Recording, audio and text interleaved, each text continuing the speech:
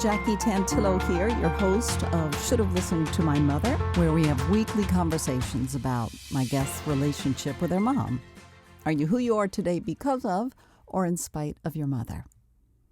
If you'd like to share your story about your relationship with your mom, email me at jackie@shouldhavelistenedtomymother.com. You have to write out the whole thing.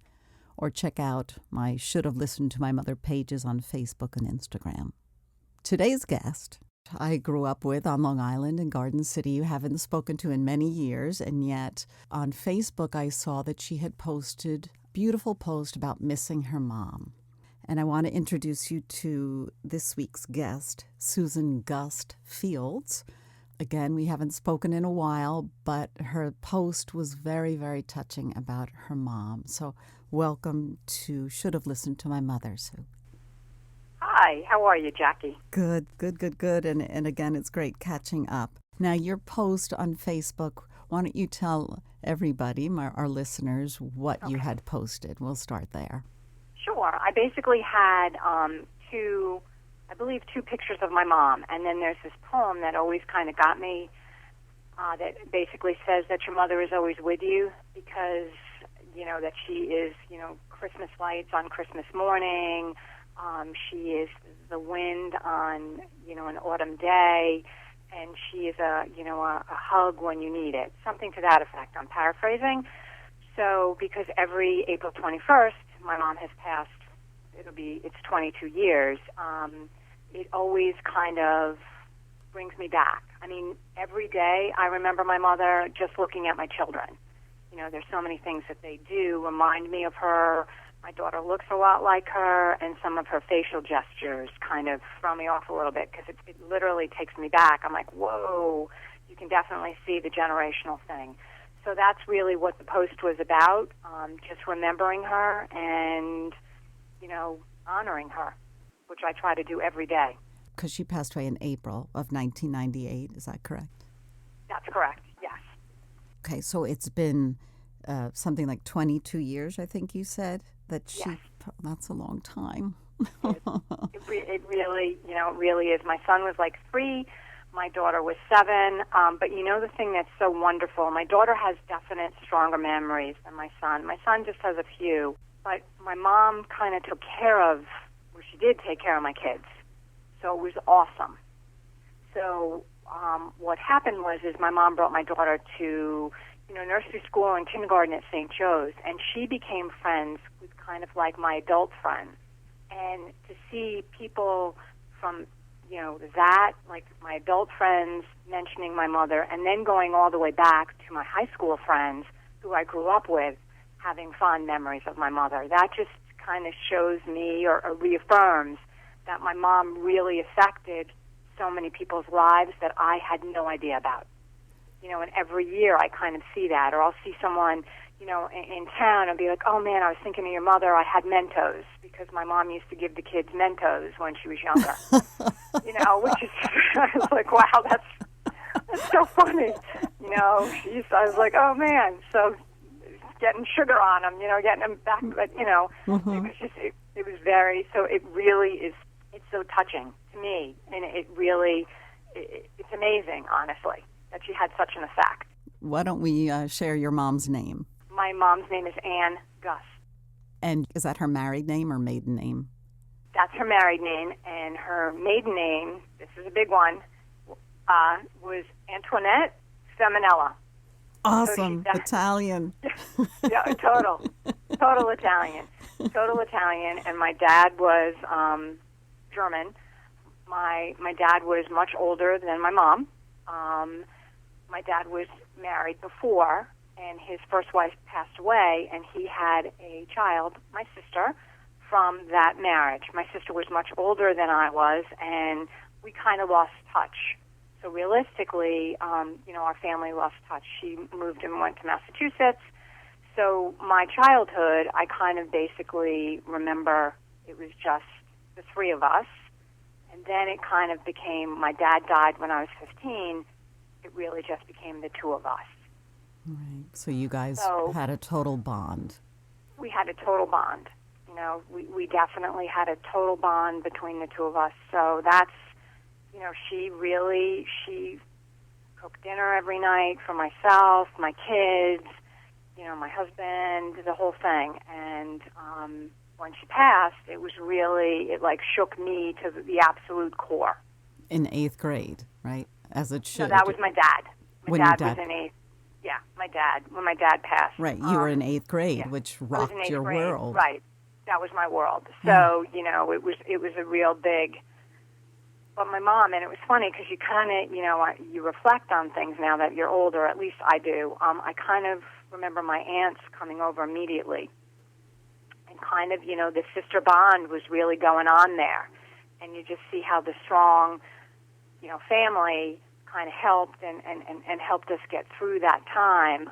But then when they left, it really was just the two of us, my mom and I. And my sister would, come back and forth, but she had her own life, so with kids and things like that. So kind of she, just stayed in Massachusetts, and she was dealing with her own grief also. Right, she mourned on her own with her family. With her family, exactly. Can you tell me, was your mom from a large family? My mom was from a large family. She was one of 7. She was the baby. Oh, just like me.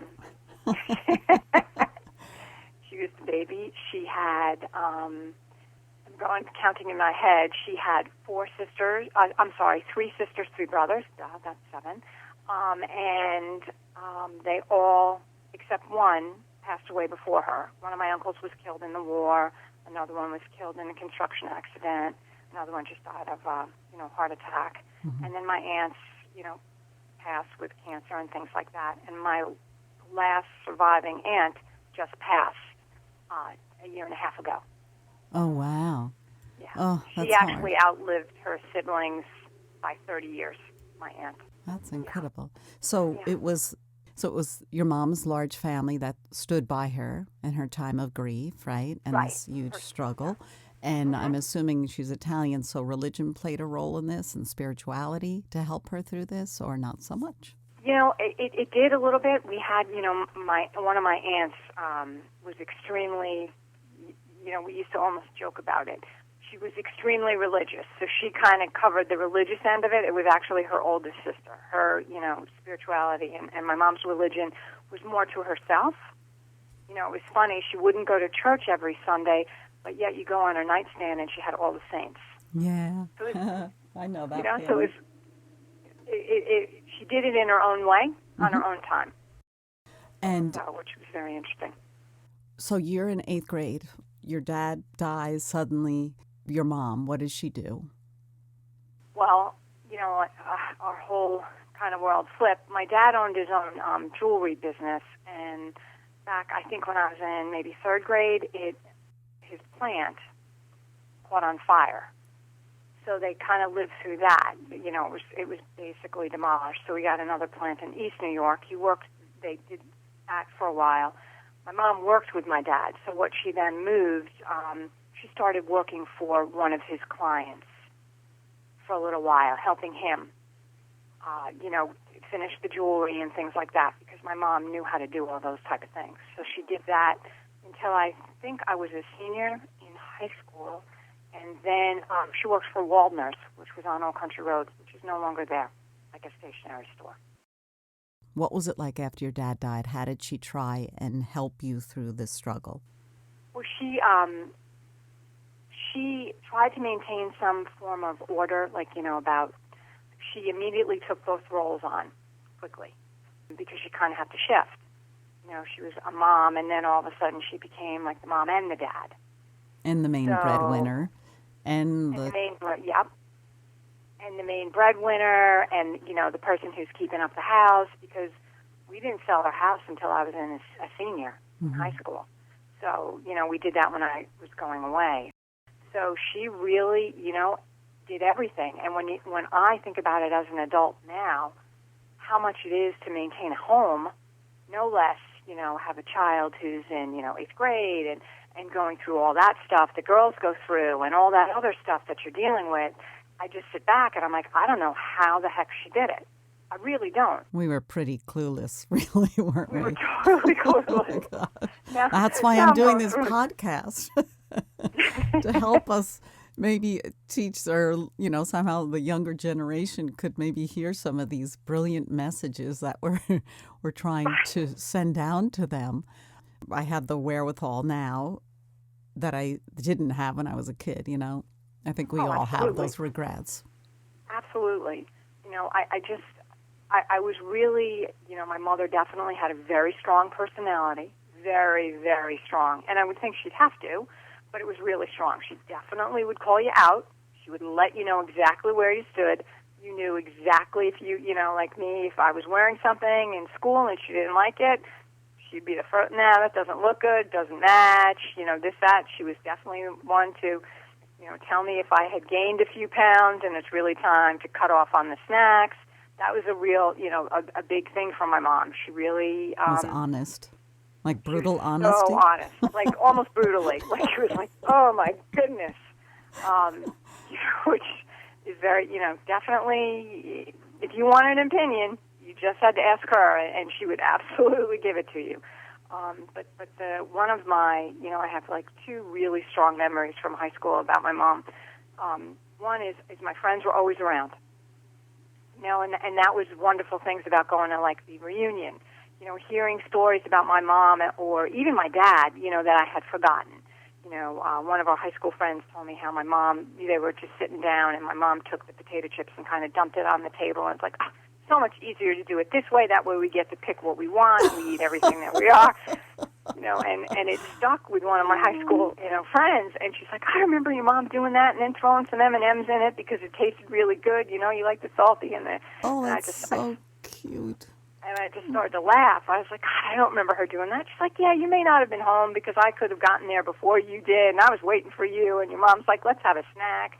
And then the best was, I think I turned 18, and I think we could drink when we were 18, but all my friends may not have been 18. So, of course, we didn't have alcohol before we were 18. Never. So, never crossed our lips. So my mom, I was going to have a sleepover, and my mom called all my friends who were coming over, their parents, because she was going to serve alcohol, and she wanted them all to know. And I wanted this one particular drink, a White Russian, and she had no idea how to make it. She called up Leo's, asked the bartender how to do it. Oh, that is so cool. But as long as everyone was on board, everyone was 18 or the parents knew. Wow, that's great. It was, I just like, and this, actually when you and I started talking, I was like, oh, I got it. And I just remembered that. I was like, wow, I forgot she did that. And we're all drinking these White Russians like we're so cool because and literally I remember her on the phone with Leo's going, hi. And I was like, oh, I'm mortified that she's doing it. My friends think it's great. And I'm like, I'm going to die right now. And then I remember saying to them, you can't tell anyone in school that we did this. Good for you. Oh, my gosh. How cool is that? It was your 18th birthday, and she was very responsible, that's for sure. Yes. Oh, my gosh. So how much of you is your mom? And I'm not talking about alcohol things. Right. But. I'm not quite as outgoing or as friendly as she is. I'm a little bit more reserved like my dad. As I get older, I'm becoming more so. Like I'll see my son and I will go for a walk, and I see someone or a baby or something, and I make like a little noise, or I'm like, oh, look at how cute. And I remember my mom doing this, and I'd be with her going, oh, my God, I'm just going to die of embarrassment right now. Why can't you just walk past someone without saying hello or how are you doing? And I find myself now, as I'm getting older, I'm doing the same thing, and I see my son putting his head down. I'm like, did I just embarrass you? Did you not like me doing that? Oh, my God. I think every mother is laughing at that one because I think we're all guilty. I know I am. They're like, Mom. So it was that's, and I see her strength. I definitely have my mother's strength to really get through really difficult times in my life. You just kind of plow ahead, and that's something that she instilled in me. I saw it. I lived it with her. She never let you see her sweat. Never. She could be really having a very, very difficult time. Things could not be going her way, but never knew it. But why did she feel she had to do that? I mean, it's very when my admirable, dad, right? yeah, when my dad died, you know, For you, and so she did it for you. Yeah, for me, like financially, if which I never knew, or you know, if things were a little tight, or you know, if something was a little bit more expensive, or she'd always figure out a way to do it, you know, there was never an issue of wanting or needing anything. You know, she like stayed the course. She was really, and that's something that I totally admire her for. She always like had the stiff upper lip, but in such a loving way that she wasn't non-approachable. Mm-hmm. You know, she was that grandmother who would run, and you know, kids would, like my daughter's friends, when she was picking my daughter up from school, kids would run right over to her, give her a hug, and they called her Mimi. That's what my daughter called her instead of Grandma, was Mimi. And she'd remember that, you know, Christina liked Sunny Dew, so she had Sunny Dew for Christina, and Thomas liked Twizzlers, so she had Now, these are just my friends' children. They're not, you know, and they're going home from school, and they'd be like, Mimi, do you have my Sunny Delight? And she's like, oh, absolutely, I do. Here's one for you. And well, she was everyone's grandmother? Right. She really, you know, she always made you feel like you were the most important. And that I'm trying to do, because that's a huge asset, that you're the most important person right here. Yeah, that's pretty great. And how much of that, of what your mom taught you, did you instill on your children? Well, I'm trying to, you know, I see it with my daughter. My daughter's a nurse, and you can see that, you know, with the empathy and things like that, you know, which is great. And I just see, you know, my son he's wonderful with little children, and he's wonderful with, the older people, and you can just see that, you know, when I'm not around, how friendly, you know, and how he is, you know, in his own element, which is awesome. Sure. Well, hopefully it all trickles down, right? If it's the right energy. Now, the flip side of all this admiration and this, you know, the stiff upper lip, did you ever see her break down and cry? I mean, was she emotional? She was absolutely. Open with you? She would. Oh, absolutely. She was like when my dad died, she was, you know, but it's funny you say that, because now when I'm really thinking about it, it really wasn't so many times. You know, when my dad died, she cried. I mean, she definitely was an emotional Italian, but not to the point where, you know, I ever saw her really just lose it. Where she was entitled to, right? She was entitled to, as I would, I'm sure. Oh, God. Absolutely. Absolutely. Oh, my gosh. Yeah. She's I can't, very stoic. She was, but you know, not in a way that made it where you didn't want to be with her. Do you know what I mean? Yeah. Like, not in a way that would put you off. That's the difference. That's the great difference, right? Yep. You know, she was very warm, very emotional, where you were comfortable with her, and you could tell her anything, but she definitely, and she would share of herself with me, especially as I got older, but not to the point like where she really, you know, she was of the mentality, if there's something bothering you, you go and you cry, and then you're done. You know, that's it, and you move on. Did she? For herself. For herself. Oh, I could be a drama queen. I don't know how my dad, there were 6 girls and 1 boy, and I don't think we were drama queens, but I could just be, you know, have a I definitely was a drama queen. Oh, I was such a drama queen.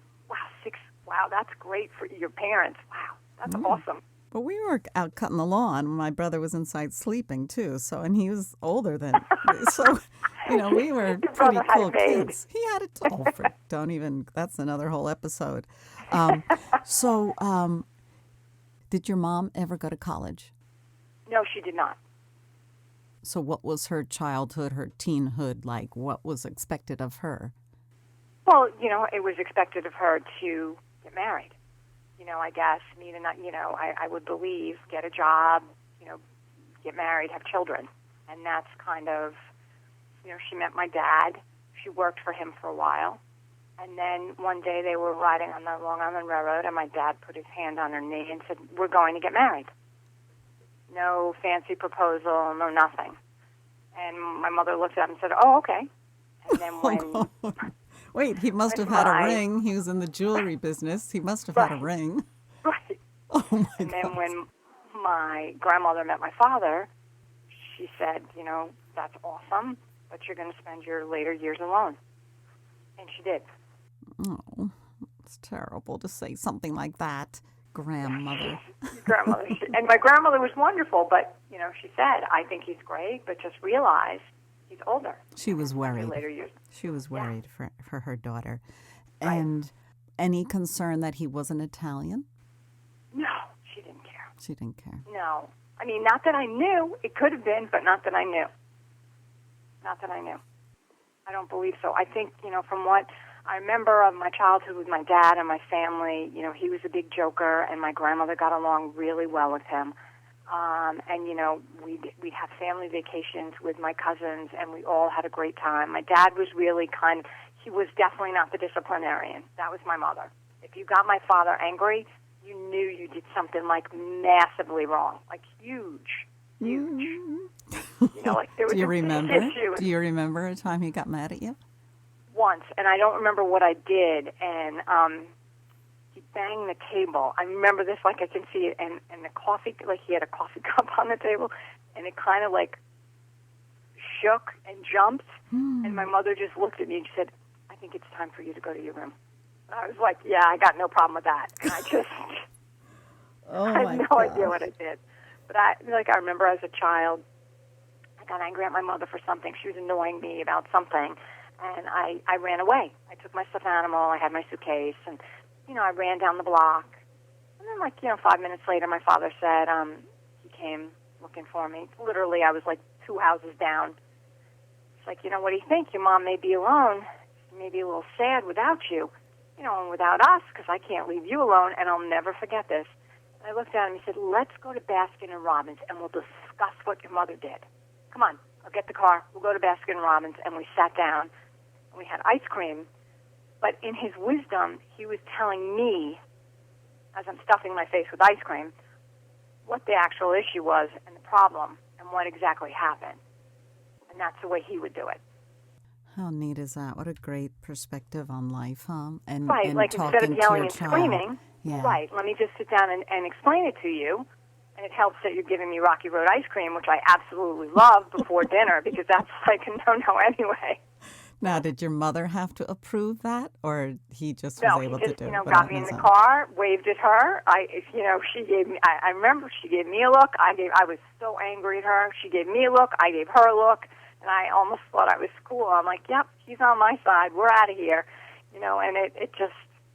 But literally, he was obviously, because they were very united. He never could play one off the other, and he was delivering her message in his way.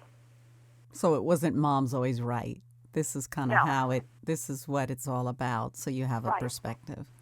Right, exactly. That's pretty cool. Which really, and again, as I'm older now, I see that's really such a good way, because I know it's a really good way to do it, because I know when I start to scream, it turns off, people turn, my kids, when they were younger, that's it. They're done. They just close down, right? They close down. Absolutely the truth. I wish I knew that when my kids were younger, too. So do I. I'm like, why are you not listening to me when I'm screaming at you? I know it now, but back then. I guess we had a lot on our plates then, as all moms do, right? Yes. I had asked you if you had ever gone to college, and we were talking about your son, and the two of you had a similar feeling about school. Can you tell me a little bit about that? Oh, sure. So I was, I was an okay student. I wasn't great. And, I was going away to college. I went to Curry College in Milton, Massachusetts. And I didn't like it. So I was done. I came home and, my mom was like, the one thing your father wanted, because my dad had passed by this time, was for you to get an education. I was like, yeah, no, I don't need it. So my son, and which is truly probably one of my biggest regrets, only getting a year of college. So my son, was in Garden City High School, did well, average student, whole 9 yards. Wasn't really loving school. So he did a year in Nassau, and he said to me, I'm done. And we had a major disagreement about it, like major. And he took a semester off, which I was like, you got to go back or you're getting out, you know, or you got to get a job or this. I was really like losing my mind. Or maybe, yeah, he did. He took a semester off. It was probably a little bit of the fall semester, but then he started doing online classes. And now he's graduated and he went back. He graduated, and now he's at Hunter College getting his master's. For teaching, right? For teaching, right, which is very funny for teaching because here's the guy who hates school or hated school now wants to become a teacher. But that's perfect because he knows what it's like for kids. But exactly. Everyone doesn't gel and learn the same way. Right. So that's brilliant. It's just so funny. You know, like I look and I laugh about it, and I was like, I can't, you know, looking back. And actually, you know, for both of us, it was probably a really good, at the time, it was like the worst thing in life to be going through this with him. But now when you look back, you're like, well, there had to be a reason, and he kind of had to find his path. Right. Should have listened to my mother. I know. Should have listened to my mother. You see, and it's funny. That's when you say, gosh, you know, that something like that is like, why aren't you here to help me with this? Because you would help me navigate this craziness. Do you still talk to your mom every day? Oh, absolutely, in my mind. Or I'll do something that reminds me of her, or I'll say something, or she's still right about something. And I was like, you know, it's really annoying that you're still right about this, you know, and it's yeah, I talk to her a lot. I talk to my dad, you know, it's funny, after all these years, because my mom, that was one thing that was great with my mom. She instilled, like, to me, and this is just a memory of a person doesn't die if you don't let their memories die. So my mom instilled so many memories of my dad in me. And then because I'm close to my cousins, they have memories of him, so I hear it. So the same with my mom. Oh, that's so cool. It's just, you know, when I hear, you know, one of my cousins saying, well, do you remember when she did this? Or do you remember when, you know, Uncle Walter did that? You know, it's very neat. And the thing is I love that she instilled family in us, how important family is. And I'm so blessed. I'm so close to my cousins, and it's like they're really more siblings. And I've also, you know, my sister, we've reconnected, which is great. You know, that's great. That's so fantastic. So it's really, you know, it's like you see really what's really important, and family is really important. Totally agree with you on that one. I mean, that's something that my parents did from the get-go. Family was number one. Yeah, always, is awesome. Always. Yep, and since you have so many brothers and sisters, which is great, so it made sisters and brother, which is awesome. Right. It's awesome. And you have your cousins, which is family, right? Immediate family, like you say. And if your mom was trying to tell you how much she believed in you or supported you, is there a certain way that she would talk to you or explain things to you? Yeah, like if I was having a pity party where I couldn't, you know, this isn't working or that's not working, she'd look at me in only my mother's tone, because my mother had a tone, as I'm sure all mothers did, and she would say, you're a Gust, and you absolutely have this, and of course you're going to succeed. And that was, and literally that was the end. That was it. Man. She's laying down the law. She's laying down the law. That's the way it was. You know, this is the way, and you know what? 9 times out of 10, she's right, because if you just get so absorbed in it, you're just like, oh my goodness. You know, she definitely, like I said, she would speak what's on her mind, but she had that, you know, she would never sugarcoat it. It was never like, well, darling, you're definitely going to, you know, it'll be a chat. No. She's coming. She's telling you exactly what she thinks, exactly, and that's what you do. And did you raise your kids the same way? They probably disagree. I think I'm a touch softer with that. Like, I don't, but I think my daughter would totally disagree, and so would my son. Oh my gosh, it's amazing, isn't it? So if you get knocked down, you get right back up. Your mom's philosophy. Exactly. You kind of wipe yourself, you know, wipe your butt up, and you keep on trying, because what's the worst thing that happens? You never want to say, I should have. Wow. My guest is Sue Gust Fields, and we've reconnected over many, many years. We're listening to her stories of her mother, Anne, who died back in 1998. And we're reminiscing about the strengths and the ideals that our parents had and how they help one another. And that's what Should Have Listened to My Mother, my podcast, is all about. I'm Jackie Tantillo. So, was she social? To an extent, a little bit. She was social with her, she had a few close friends. But once I had kids, that her world was my children. She wouldn't go out because she'd be watching, two kids all day. And, she was older and her health wasn't in the best, but she'd still, she'd be at the pool all day long. And, and then she'd come home and then they'd have dinner, they'd have shower. This was all before I got home from work.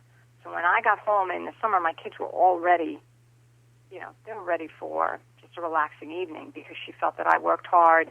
And at the time, my ex-husband was a police officer, so he had different hours, so he worked hard as well. So, or he'd sometimes spend time at the pool with her. So by the time she'd go home, she would be too tired to really do anything. She'd definitely be exhausted. Oh my gosh. I'm exhausted after getting two kids at the pool all day, out in the sun, running around. Exactly. But she loved doing it. It was really her thing. She got her table at the pool, and it was just, she had friends that had kids my kids' age, and who were my friends, and they all kind of did the whole thing, and it was just really, it was great for my kids. My kids how lucky! That's so really neat. Now, you just referred to your work, you getting home from work. You had some pretty neat experiences. You did a full year of college. I did a full year of college. Okay, right. So then you have to go get a job. Your mom said right. You have to go get a job. I have to go get it. So I worked in Macy's in the shoe department, which was so exciting. And that's where I met my first husband.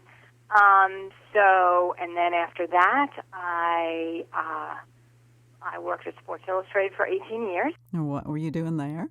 I was the production manager, which was great before, the big magazine decline and a bunch of job eliminations. And then I started in banking, kind of reinvented myself, and now I'm a banker. Just like your mom had to reinvent herself. Exactly. Yep. And so that's where it's funny, you kind of become a chameleon. Exactly, just like my mom. And Good you know what? you. I didn't even think of that till now you said that. Good for you, Sue. Now, what was your mom's role when you were in the process of, or at least thinking of, divorcing your first husband? What kind of role did she play for you there? My mom wasn't alive. It was funny. After? It was after my mom died in 98. And so within a span of 5 years, my mom died, I got job eliminated, and I got divorced.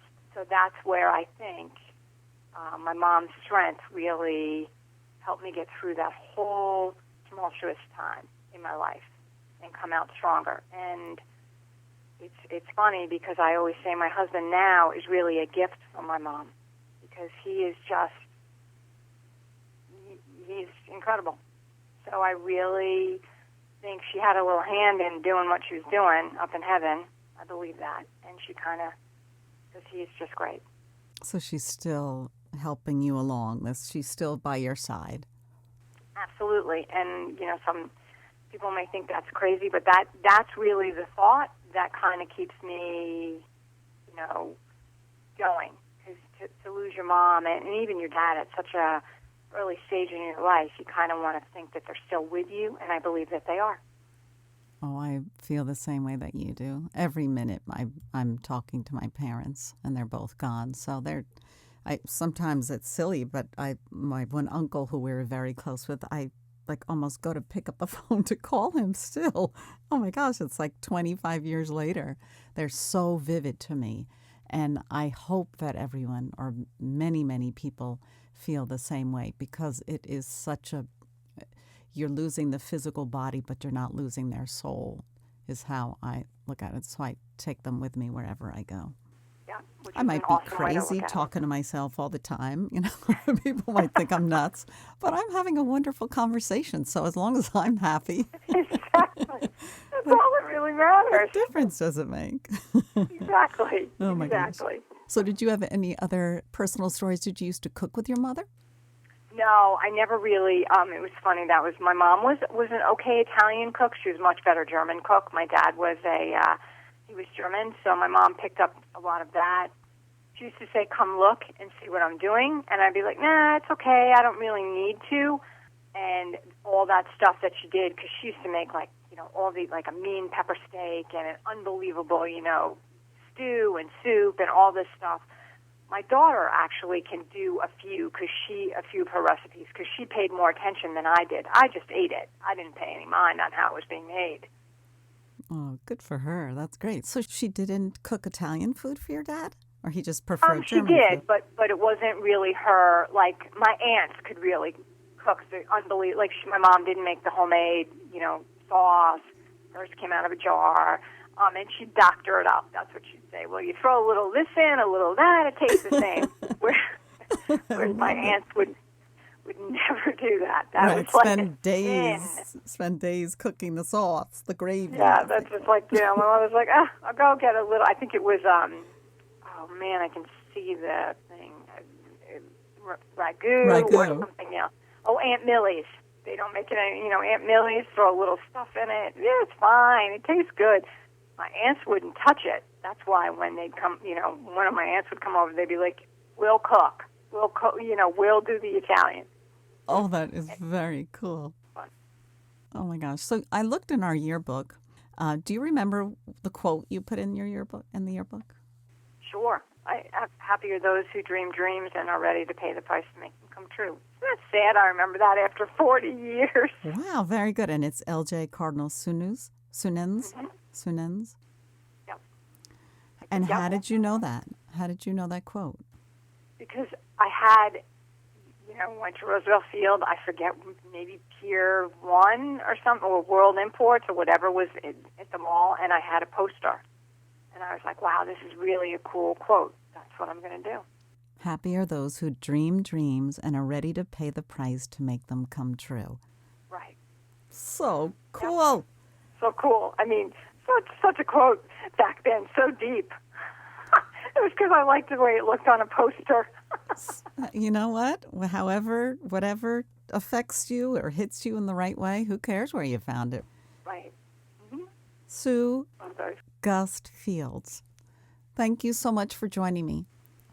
It's been really, really wonderful sharing these stories of your mom, Anne, and I know that you miss her, but look at the influence she's had on you and your children and your friends, and that's just remarkable. A legacy like that for a woman who probably just thought she was doing the best that she could. Thank you. We'll talk again soon, I'm sure. I'm Jackie Tantillo. Don't forget you can check out my Should Have Listened to My Mother page on Facebook or Instagram. And we'll be back next week with another episode of Should Have Listened to My Mother.